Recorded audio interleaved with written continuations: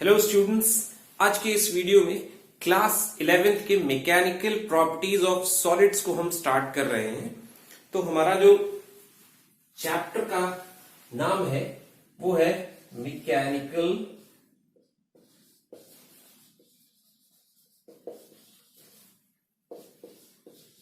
Properties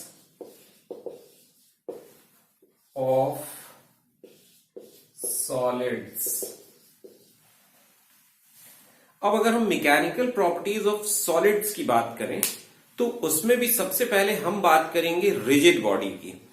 तो rigid body, कोई भी बॉडी रिजिड बॉडी है, ये हमें सबसे पहले समझना होगा कि क्या चीज है जो डिसाइड करेगा कि बॉडी रिजिड है। तो जब भी किसी बॉडी पे हम अगर एक्सटर्नल फोर्स लगाते हैं और अगर वो बॉडी फ्री टू मूव है, उसका नेक्स्ट एंड हमने कहीं पे रोक नहीं रखा है, तो बॉडी पे वो फोर्स क्या इफेक्ट प्रोड्यूस करेगा, उस बॉडी को अपनी डायरेक्शन पे एक्सेलरेट कर देगा। अब अगर व्हाट इफ कि जो नेक्स्ट एंड है बॉडी का वो किसी फिक्स्ड सपोर्ट से रोका गया है, तब उस कंडीशन पे हमारा जो अप्लाइड फोर्स है वो बॉडी पे एक्सेलरेशन प्रोड्यूस नहीं कर पाएगा और बॉडी पे अब जो इफेक्ट आएगा वो या तो बॉडी के शेप में इफेक्ट आएगा या उसके वॉल्यूम में इफेक्ट आएगा या उसका साइज चेंज हो जाएगा। तो इस तरीके से वो बॉडी अब रिजिड बॉडी नहीं बोली जाएगी। क्यों? क्योंकि उसने फोर्स के एप्लीकेशन के लिए कुछ ना कुछ रेस्पॉन्ड किया है, उस पर कुछ ना कुछ चेंज प्रोड्यूस हुआ है बॉडी पे।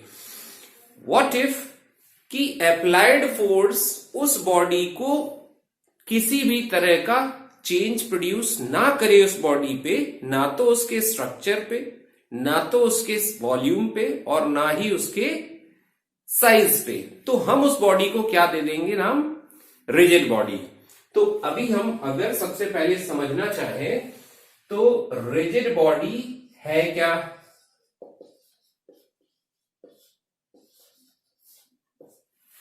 तो रिजिड बॉडी को अगर हम समझना चाहें तो हम कैसे डिफाइन कर सकते हैं? A body is said to be rigid if there is no change in the shape, size or volume of the body after applying any external force. तो इस तरीके से वो बॉडी रिजिड बोली जाएगी। अब रिजिड बॉडी पे हमें कुछ टर्म्स को समझना होगा कि अगर उस बॉडी पे एक्सटर्नल फोर्स लगा तो अब वो बॉडी के अंदर किस तरह से मॉलिक्यूल का अलाइनमेंट डिस्टर्ब होगा। तो सबसे पहले हम क्या करते हैं, एक एक करके कुछ टर्म्स को समझ लेते हैं। Then we go for elastic behavior of solids. तो अब जो हमारे पास में अगला टर्म है जिसे हमें समझने की जरूरत है, that is deforming force. तो डिफॉर्मिंग फोर्स हमारे पास में जब भी हम एक्सटर्नल फोर्स किसी बॉडी पे लगा रहे हैं और वो एक्सटर्नल फोर्स बॉडी के शेप, साइज या वॉल्यूम में कुछ ना कुछ चेंज प्रोड्यूस कर रहा है, that means the body is responding towards the application of external force.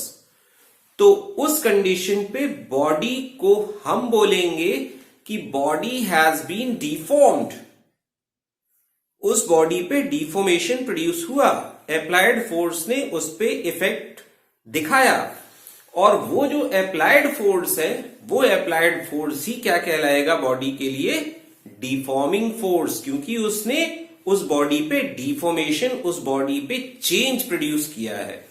तो हम इसको अगर डिफाइन करें तो हम कैसे लिख सकते हैं, an external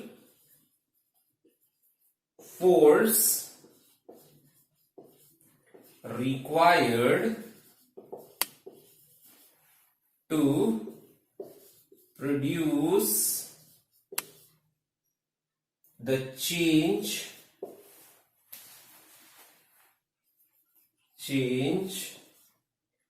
in the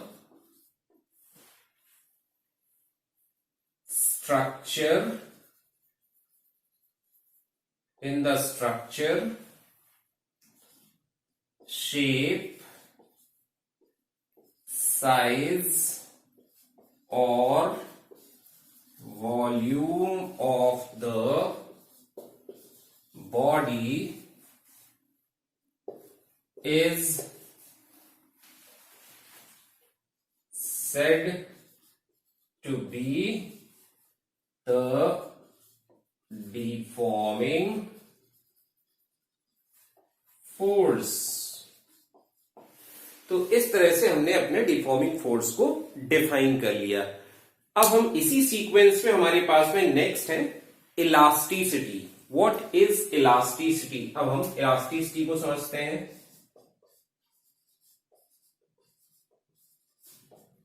elasticity,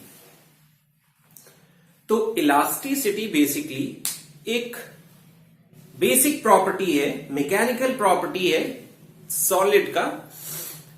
तो ये इलास्टिसिटी को समझने के लिए हम क्या करते हैं कि सपोज एक बॉडी पे हमने फोर्स लगाया और उस बॉडी पे उस फोर्स ने उसके साइज को चेंज कर दिया, बॉडी पे डिफॉर्मेशन आ गया और बॉडी में उसके शेप में चेंज आ गया।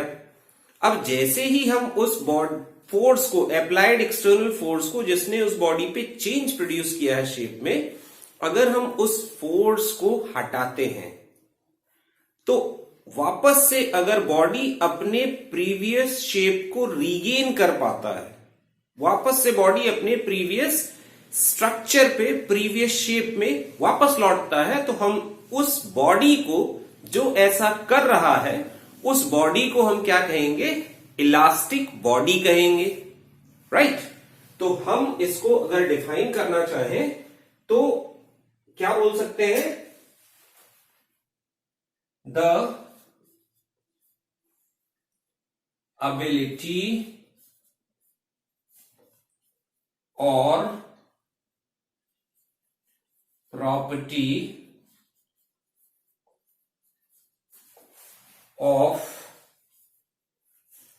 regaining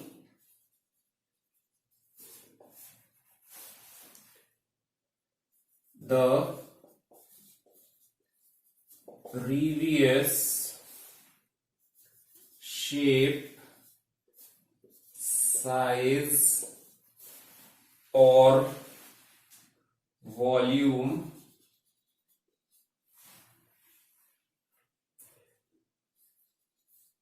by the body on removal of the deforming force is called elasticity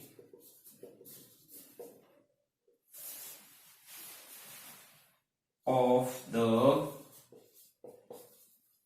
body। अब ये हमारा इलास्टिसिटी प्रॉपर्टी हो गई। अब जो बॉडी ऐसा कर रहा है, जिस बॉडी पे ये इलास्टिसिटी हमें देखने मिल रही है, वो बॉडी क्या कहलाएगी? इलास्टिक बॉडी कहलाएगी। तो इसी सीक्वेंस में हम क्या कह सकते हैं? The body showing this property is called elastic body. Okay, अब हमारा अगला जो टर्म है दैट इज प्लास्टिक बॉडीज. ठीक, तो चलिए देखते हैं हम प्लास्टिक बॉडीज को हम कैसे डिफाइन कर सकते हैं.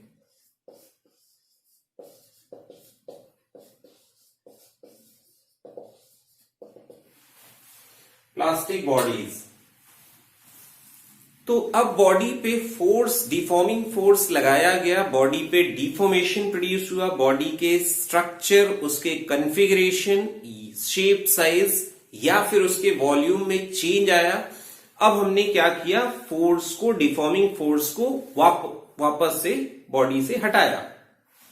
On removal of deforming force, अगर बॉडी पे थोड़ा भी रिटर्निंग नहीं होता है towards its previous configuration, body थोड़ा भी रीगेन नहीं करती है अपने प्रीवियस कॉन्फ़िगरेशन को, तो हम ऐसे बॉडी को क्या बोलेंगे, plastic bodies.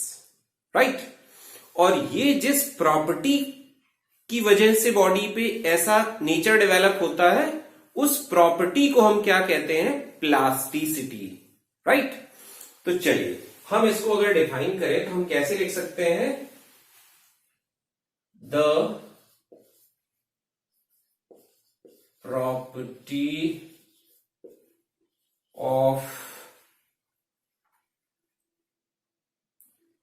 of body in which it does not return to its previous shape, size or volume even on removal of deforming force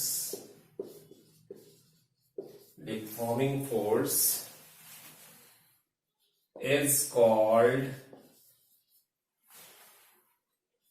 plasticity.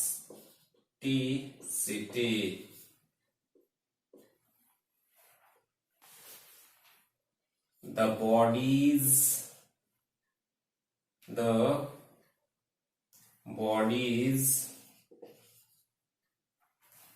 doing so are called plastic bodies. Right?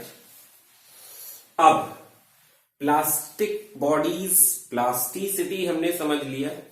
अब हम समझते हैं elastic limit क्या चीज है. So next term is elastic limit.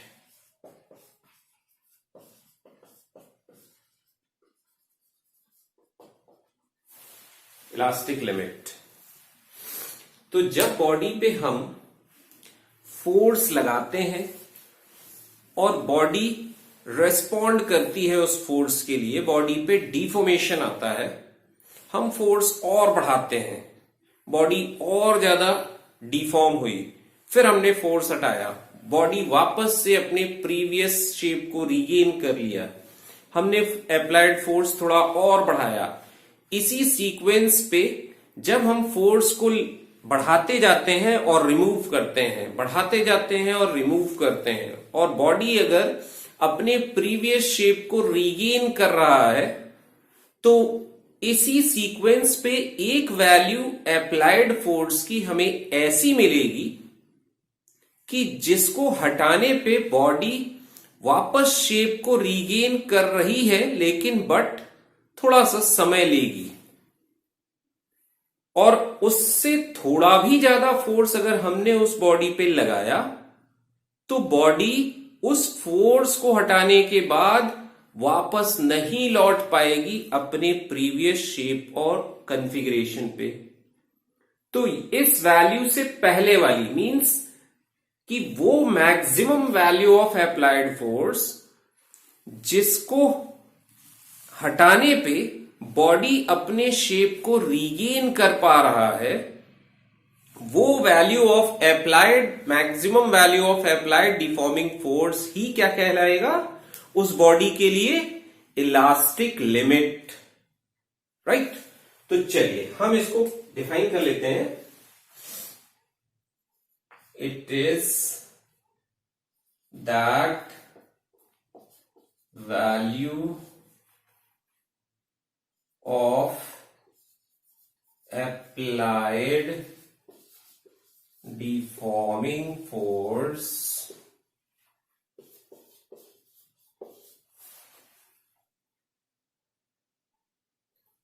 for which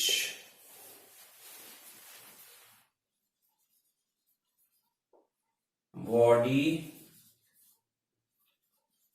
maintains its elasticity is called elastic limit। तो वो maximum value of deforming force जिसके लिए बॉडी अपनी इलास्टिसिटी को मेंटेन रखे, अपनी इलास्टिक प्रॉपर्टी को लूज ना करे, मतलब उस अप्लाइड फोर्स को अगर हम हटाएं तो बॉडी वापस शेप को रीगेन कर जाए, तो वो जो applied maximum value of deforming force है वही उस बॉडी के लिए क्या कहला जाएगा? Elastic limit. अब हम नेक्स्ट टर्म लेते हैं। So the next term is elastic energy.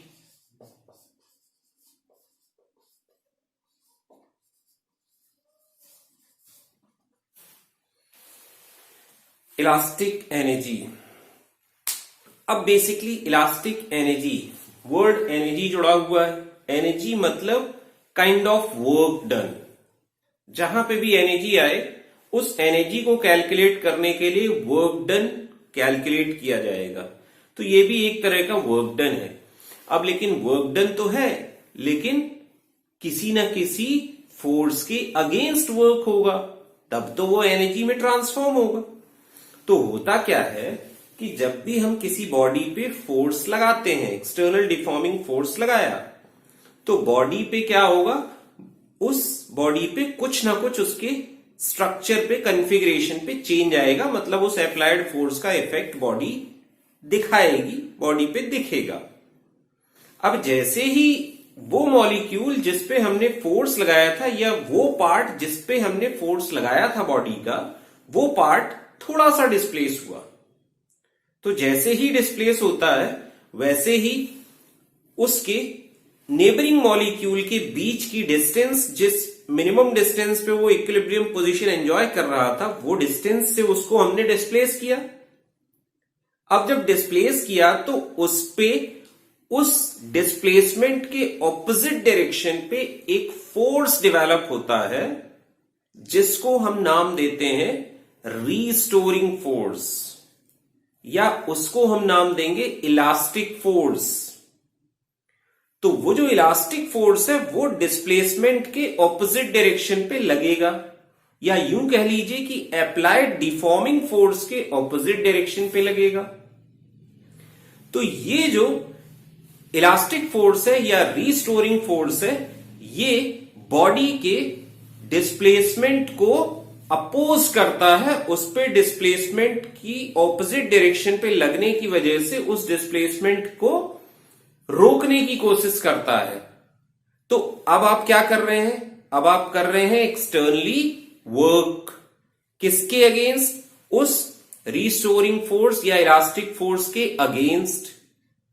तो ये जो वर्क है against elastic force to displace the part or molecule of body through a certain distance, यही उस डिस्प्लेस्ड पोजीशन पे पार्टिकल की या बॉडी के पार्ट की डिस्प्लेस्ड पोजीशन पे स्टोर होगा in the form of potential energy, और वही एनर्जी को हम नाम देते हैं क्या? Elastic energy. राइट? तो चलिए हम इसको डिफाइन कर लेते हैं। It is the amount of work done by the external deforming force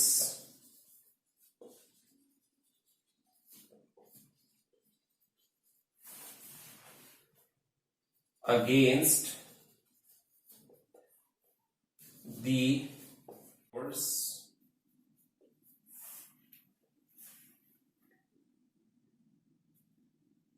to produce small displacement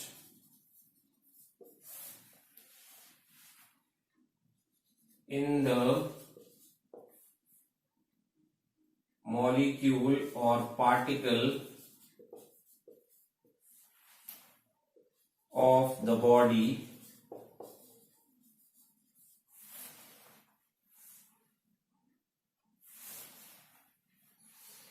तो अभी अपन ने क्या लिखा कि elastic energy is the amount of work done by the external deforming force. External deforming force की वजह से जो वर्क डन हो रहा है अगेंस्ट किसके, अगेंस्ट द इलास्टिक फोर्स। उस बॉडी पे जो इलास्टिक फोर्स डेवलप हुआ है उसके अगेंस्ट एक्सटर्नल डिफॉर्मिंग फोर्स जो वर्क कर रहा है to produce small displacement in the particle. Particle पे स्मॉल डिस्प्लेसमेंट प्रोड्यूस करने के लिए in the body is called elastic energy. तो अभी हम समझते हैं elastic behaviour of solids. Body पे कैसे इलास्टिक बिहेवियर डेवलप होता है सॉलिड्स में, क्या क्या फैक्टर्स उसके लिए रिस्पॉन्सिबल हैं। चलिए अभी हम उसको समझने की कोशिश करते हैं।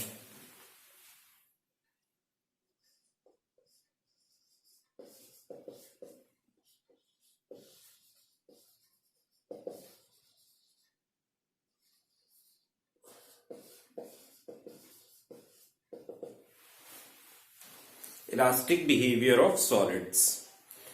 तो अभी अगर इस इलास्टिक बिहेवियर ऑफ सॉलिड्स को हमें समझना है तो with the help of diagram हम समझते हैं, ज्यादा बेटर होगा। तो सपोज कि हमारे पास में एक बॉडी है और उस बॉडी का हमने इधर पे एक स्ट्रक्चर रिप्रेजेंट किया। इस बॉडी पे हमारे पास में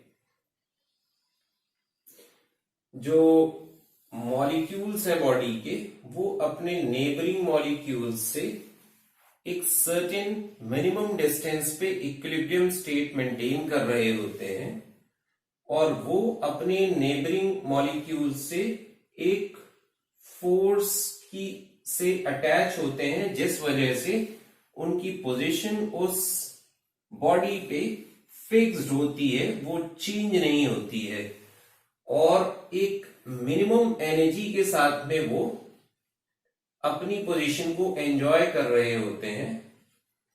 तो यहां पे ये मैंने मॉलिक्यूल्स दिखाने की कोशिश की है। अभी ठीक इसी तरीके से अगर मैं एक यहां पे भी मॉलिक्यूल ले लूं तो मॉलिक्यूल मैं यहां पे भी रिप्रेजेंट कर देता हूं और ठीक इसी तरीके से यहां पे भी अगर मैंने मॉलिक्यूल रिप्रेजेंट करने की कोशिश की तो हमारा जो मॉलिक्यूल है वो कुछ इस तरीके से अलाइंड होगा। यहां पे भी एक मॉलिक्यूल रिप्रेजेंट कर दिया जाए। अब इसके बाद में एक मॉलिक्यूल हमने यहां पे ले लिया, मॉलिक्यूल यहां पे ले लिया, यहां पे ले लिया, यहां पे ले लिया, यहां पे ले लिया, यहां ले लिया, यहां ले लिया, यहां ले लिया। ये सारे जो मॉलिक्यूल की पोजीशन है, तो ये अगर हम मॉलिक्यूल ले लें तो ये मॉलिक्यूल इसके साथ में, सपोज ये स्प्रिंग से हमने रिप्रेजेंट किया है, स्प्रिंग से कोशिश की है दिखाने की, ये इसके साथ में भी टाइड होगा, ये इसके साथ में भी अटैच होगा, ये इसके साथ में भी अटैच होगा, इधर भी इसके पास में इधर भी मॉलिक्यूल्स होंगे। तो ये मॉलिक्यूल जो हम अभी अंडर कंसिडरेशन ले रहे हैं, ये मॉलिक्यूल हमारा अपने नेबरिंग मॉलिक्यूल्स के साथ में एक मिनिमम डिस्टेंस एंजॉय कर रहा होता है। अब जैसे ही हमने इस पे फोर्स लगाया, तो जब हमने सपोज ये पार्टिकल है जिसपे हमने फोर्स लगाया, तो ये अप्लाइड फोर्स हमने इधर पे लगाया, डिफॉर्मिंग फोर्स। अब जब ये डिफॉर्मिंग फोर्स इस पार्टिकल पे लगा रहे हैं हम, तो क्या होगा कि ये पार्टिकल इस डिफॉर्मिंग फोर्स के लिए रेस्पॉन्ड करेगा और डिस्प्लेस होता है। और जैसे ही ये डिस्प्लेस होगा, तो ये खाली एक सिंगल मॉलिक्यूल नहीं है जिसपे ये फोर्स अपना इफेक्ट प्रोड्यूस कर रहा है। ये क्या करेगा, ये फोर्स ट्रांसफॉर्म होगा इसके नेबरिंग मॉलिक्यूल्स पे भी, क्योंकि ये पार्टिकल अपनी मिनिमम डिस्टेंस पे था उधर, और ये जो मिनिमम डिस्टेंस थी, ये मिनिमम डिस्टेंस अभी डिस्टर्ब हो रही है। तो उस कंडीशन पे क्या होगा कि ये molecule action has equal and opposite reaction. तो ये जो actional force due to this applied deforming force develop हुआ है, उसके ऑपोजिट ये मॉलिक्यूल उसको फोर्स देगा, और इसी तरीके से बाकी के मॉलिक्यूल्स भी उसको फोर्स दे रहे होंगे। तो कुल मिला के इस डिफॉर्मिंग फोर्स के ऑपोजिट डायरेक्शन पे एक फोर्स डेवलप होता है उस मॉलिक्यूल पे जो वहां पे डिस्प्लेस हो रहा है by the applied deforming force, और उस फोर्स को नाम दिया जाता है रीस्टोरिंग फोर्स, या फिर इलास्टिक फोर्स, या फिर रेस्टिट्यूशन फोर्स। तो अब ये इसका काम क्या होता है, जैसे ही हम इस डिफॉर्मिंग फोर्स को हटाते हैं, तो बॉडी को ये जो फोर्स है, जिसको हम अभी इलास्टिक फोर्स नाम दे रहे हैं या फिर रीस्टोरिंग फोर्स नाम दे रहे हैं, ये क्या करेगा, बॉडी को वापस से उसकी प्रीवियस स्टेट पे शिफ्ट करेगा, पहुंचाने की कोशिश करेगा। तो इस तरीके से हमारा जो बॉडी है, उस बॉडी पे इलास्टिक बिहेवियर डेवलप होता है। ओके, अब हम समझते हैं कि स्ट्रेस क्या चीज है। बॉडी पे स्ट्रेस, अगर डिफॉर्मिंग फोर्स लगाया तो स्ट्रेस बॉडी पे कैसे लगता है, इस चीज को हम समझने की कोशिश करते हैं। So next is stress.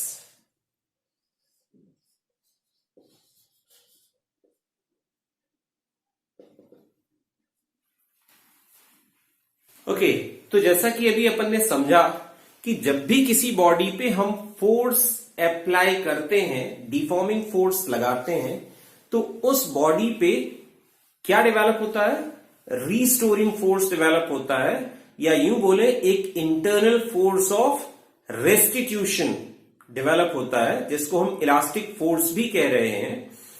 अब वो फोर्स यूनिट एरिया पे बॉडी के कितना लग रहा है, कितना डेवलप हो रहा है, वही कहलाता है क्या, stress acting on the body. तो इसको अगर हम डिफाइन करें, the internal force of restitution और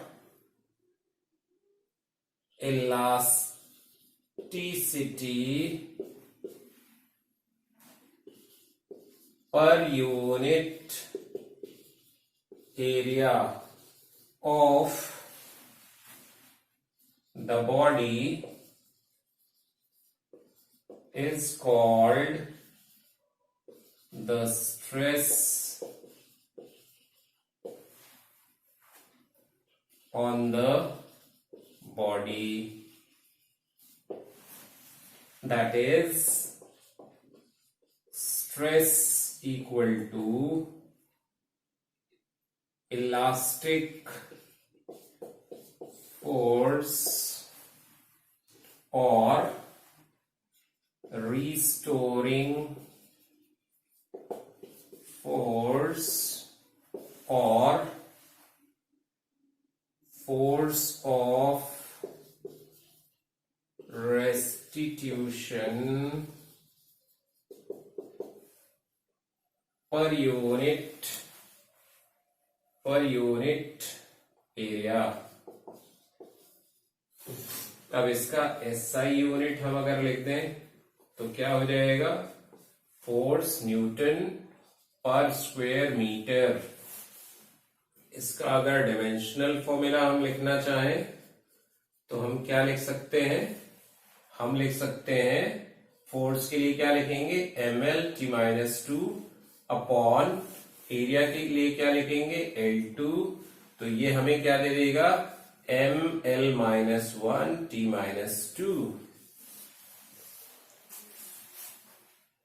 अब स्ट्रेस के टाइप्स हम समझ लेते हैं कि स्ट्रेस कितने टाइप के होते हैं। तो अभी हमारा जो नेक्स्ट है वो है टाइप्स ऑफ स्ट्रेस। तो स्ट्रेस हमारे पास में 3 टाइप के मेनली स्ट्रेस हैं, जिनको हम normal stress, then next is volumetric stress जिसको हम हाइड्रोलिक स्ट्रेस भी कहते हैं या हाइड्रोस्टैटिक स्ट्रेस भी कहते हैं, और हमारे पास में इसी सीक्वेंस में जो नेक्स्ट है वो है शीयरिंग स्ट्रेस। तो चलिए एक एक करके हम समझते हैं कि ये टाइप्स हैं क्या चीज, कैसे हम इनको डिफाइन करते हैं। So the first is normal stress. तो नॉर्मल स्ट्रेस को हम क्या लिख सकते हैं, it is the restoring force or elastic force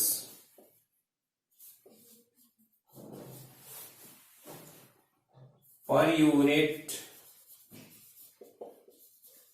area in the direction of या फिर ऑपोजिट ऑफ। तो हम यहां पे थोड़ा सा करेक्शन अगर कर दें तो इन और opposite of direction of applied force is called normal stress।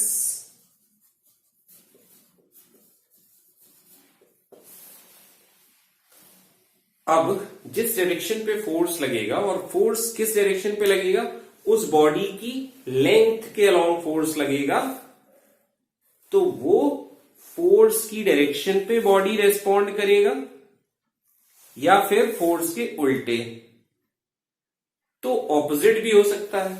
तो अब ये 2 डायरेक्शन मिल गई, इस वजह से इसके हमारे पास 2 टाइप हो गए। तो नॉर्मल स्ट्रेस 2 टाइप का होगा, एक होगा टेंसाइल या इलोंगेटिव और दूसरा होगा कंप्रेसिव स्ट्रेस। तो चलिए हम इसका एक समझते हैं, इट इज टेंसाइल और इलोंगेटिव। तो इसमें क्या होगा, इन शॉर्ट हम कैसे समझ सकते हैं, इसमें बॉडी की लेंथ के अलोंग फोर्स लगेगा और उसकी लेंथ इंक्रीज करेगी in the direction of applied deforming force. तो उसके अगेंस्ट जो elastic force on unit area develop हो रहा है उसी को हम क्या नाम देंगे, टेंसाइल और इलोंगेटिव स्ट्रेस। तो हम इसको इन शॉर्ट क्या लिख सकते हैं, the elastic force per unit area in the direction of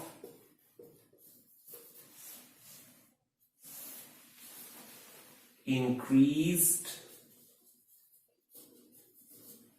length of the body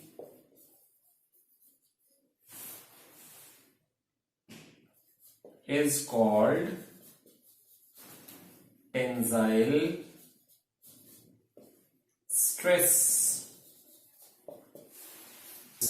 अब हम टेंजाइल को समझने के बाद में अब कंप्रेसिव स्ट्रेस को समझते हैं।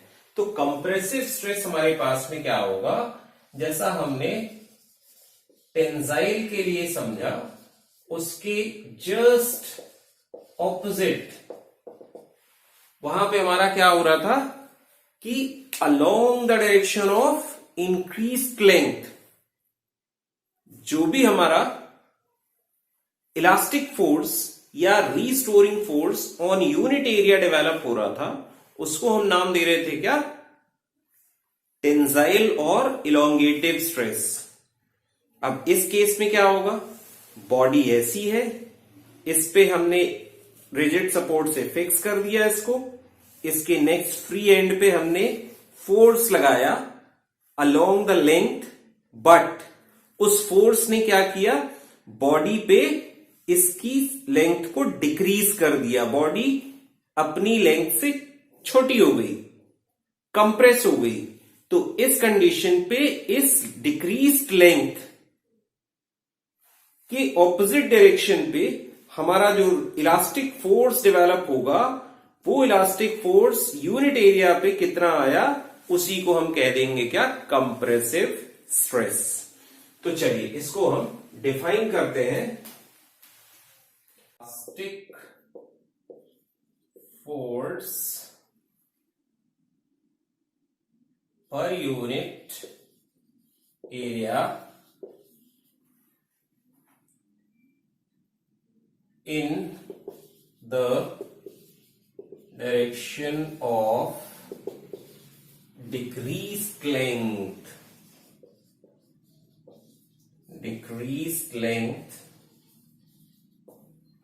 is called compressive stress। ये हो गया। अब हम समझते हैं शीयरिंग स्ट्रेस। तो हमारा जो अगला टाइप है that is shearing stress. Shearing, इसी को हम किस दूसरे नाम से और कैसे जानते हैं, टेंजेंशियल स्ट्रेस। चलिए, तो ये जो टेंजेंशियल या शीयरिंग स्ट्रेस है, ये इसको हम समझने के लिए क्या करते हैं कि अगर एक अज्यूम किया जाए कि हमारे पास एक कार्टन है, कार्टन तो देखा ही होगा, कार्टन क्यूबॉइड शेप का लेते हैं, बेटर अंडरस्टैंडिंग देगा। क्यूबिकल है तो भी कोई दिक्कत नहीं है, वो भी चलेगा। अब उस पे आप क्या करिए कि उसके लोअर फेस को फिक्स कर दीजिए और उसका जो अपर फेस है उस अपर फेस पे आप ऐसे अलोंग द टेंजेंट उसकी सरफेस के पैरेलल आप उस पे फोर्स लगाइए। तो वो जो फोर्स है वो फोर्स क्या करेगा बॉडी पे, बॉडी की लोअर सरफेस फिक्स है, अपर सरफेस पे ऐसा फोर्स लग रहा है, तो उस पे ये दोनों सरफेसेस एक दूसरे के ऑपोजिट मूव करेंगी। तो उसका इफेक्ट कहां दिखेगा, इधर दिखेगा। ये जो साइड वाली सरफेसेस हैं ये पहले ऐसे वर्टिकल हुआ करती थी, अब वो ऐसे स्लैंटिंग हो जाएंगी। तो यहां पे बॉडी पे कितना डिस्प्लेसमेंट हुआ है, ये जो साइड वाली सरफेस वर्टिकल से कितना वो स्लैंटिंग पोजीशन पे डिस्प्लेस हुआ है, हॉरिजॉन्टली कितना डिस्प्लेस हुआ है, वो उसके अगेंस्ट बॉडी पे इलास्टिसिटी है तो उसके अगेंस्ट क्या होगा, इलास्टिक फोर्स डेवलप होगा, रिस्टोरिंग फोर्स डेवलप होगा, internal force of restitution develop होगा उसके यूनिट एरिया पे। वही कहलाएगा क्या, हमारा शियरिंग या फिर टेंजेंशियल स्ट्रेस। तो चलिए इसको हम लिखते हैं, it is the elastic force per unit area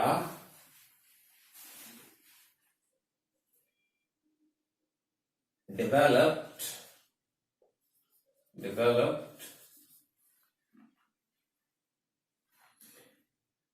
on the surface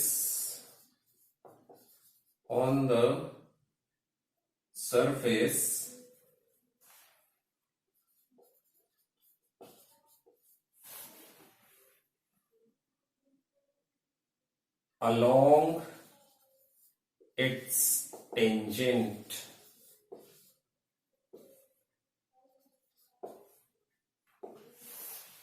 तो हमने शीयरिंग स्ट्रेस को कैसे डिफाइन किया कि shearing stress is nothing but elastic force per unit area developed on the surface along it's tangent. उस surface के tangent के along जो इलास्टिक फोर्स है यूनिट एरिया में कितना डेवलप हो रहा वही उसका शीयरिंग स्ट्रेस कहलाएगा। तो चलिए अभी हम अगला समझते हैं। हमारे पास में नेक्स्ट टाइप है हाइड्रोलिक और इसी को हम क्या नाम देते हैं, हाइड्रोस्टैटिक, या फिर इसी को हम क्या कहते हैं, वॉल्यूमेट्रिक स्ट्रेस। तो इसको अगर हम समझें तो इसको हम कैसे समझ सकते हैं। सपोज कि आपके पास में एक बलून है और उस बलून पे हवा भरी हुई है, या यूं समझ लीजिए कि उस बलून को आप इन्फ्लेट कर रहे हैं, हवा उस पे फूंक रहे हैं। तो वो जो हवा है, वो हवा का जो प्रेशर है, वो प्रेशर बलून के हर पार्ट पे equal amount of force develop करेगा। मतलब वो जो फोर्स लग रहा होगा उस पे चारों तरफ से बलून के इक्वल लग रहा होगा। तो इस तरह का जो फोर्स उस बॉडी पे चेंज क्या प्रोड्यूस कर रहा है, उसके वॉल्यूम को चारों तरफ से हर डायरेक्शन से इंक्रीज कर रहा है। और इसके उल्टे अगर समझ लें कि सपोज एक बॉल है और उस बॉल पे हम ऊपर से इधर से इधर से इधर से इधर से इधर से हर डायरेक्शन से इक्वल अमाउंट का फोर्स लगा रहे हैं, तो बॉडी का वॉल्यूम क्या होगा, डिक्रीज करेगा। और जब बॉडी का वॉल्यूम डिक्रीज करेगा तो बॉडी पे है इलास्टिसिटी, तो उसके जो मॉलिक्यूल्स अभी डिस्प्लेस हो रहे हैं हर पोजीशन से, तो उसके बीच में जो मिनिमम डिस्टेंस पहले थी इक्विलिब्रियम की, अभी वो और कम हो गई। तो उस डिस्प्लेसमेंट के उल्टे डायरेक्शन पे उस पे क्या डेवलप होगा, इलास्टिक फोर्स। और ये इलास्टिक फोर्स उसके यूनिट एरिया में कितना डेवलप हो रहा है, इसी को हम नाम देते हैं क्या, वॉल्यूमेट्रिक या फिर हाइड्रोलिक या फिर हाइड्रोस्टैटिक स्ट्रेस। तो हम इसको लिखते हैं, it is the elastic force per unit area of the body when the equal amount of force, deforming force I must say, deforming force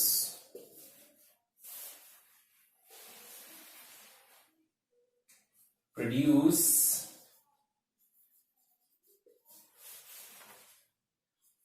change in its volume, produce change